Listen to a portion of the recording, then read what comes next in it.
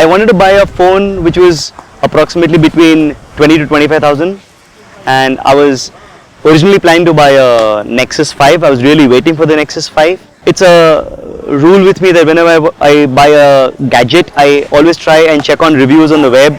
I try and compare them, and that's when I went on the web, and there were a lot of people talking up highly of the Moto X, and that's when I thought, why not check out the Moto X2.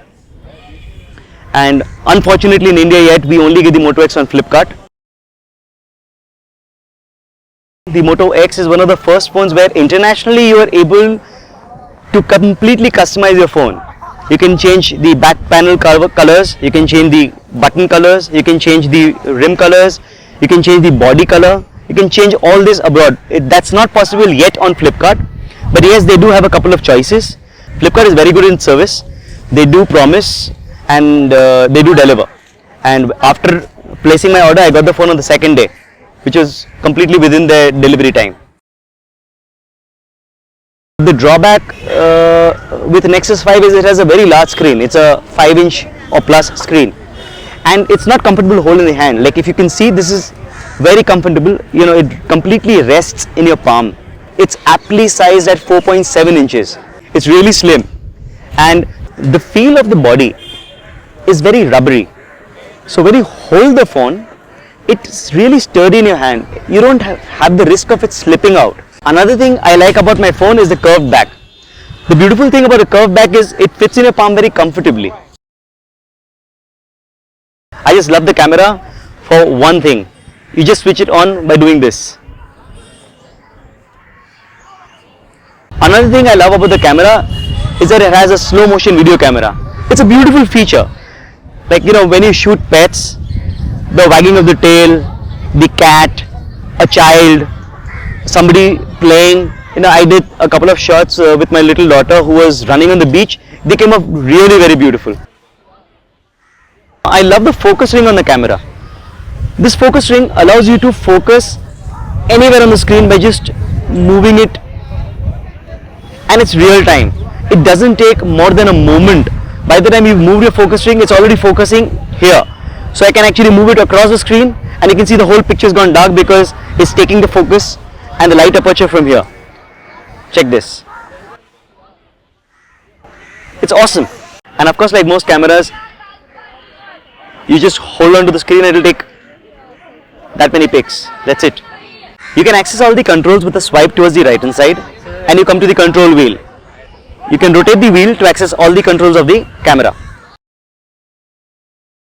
And the most awesome feature which can really make or break the decision to buy this phone is its always listening mode. Always listening is just amazing.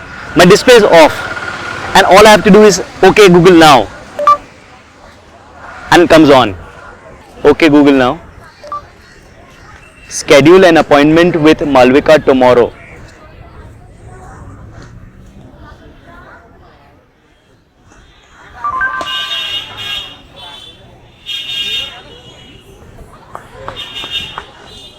Touch to continue. The moment I say that, it shows me a choice if I want to continue in calendar. All I need to do is click on that, unlock my phone, click on done, and I'm done. The way Motorola has built this phone is really different. In fact, I'd say they have set a kind of standard for the next generation of phones. What they've really done is they've kept one part of the processor for the time when the phone is with its display off. So when its display is off, it doesn't really need all that processing power. So it just uses a smaller processor. Now that really does a lot of good stuff for the battery life. Coupled with an AMOLED screen, the battery life is phenomenal. As a user, most of the time, what would one do? I would pick up my phone, switch on the display, look at my notifications, switch it off. But with this phone, I don't have to do that. I just pick up the phone, read my notification, leave it back. That's it. And that's given me a mileage because I just need to do one charge in one day, and I still have reserve battery. Another thing I love about this phone is it's not crammed up with so many apps as in probably a Samsung, because that's what I've seen in some Samsung phones. They've given so many apps which hardly would be used by a user. When I went out to buy the phone, I was actually planning to buy a Nexus 5, which was around 29,000, 5,000 more than the Moto X. And considering that it was 5,000 more and it also had a quad core and this does not, I actually did feel that I would be missing out on something, but I'm not really missing out on anything. It has all the features, it's got the speed, it's got battery life, it's got everything that I really want and I really need.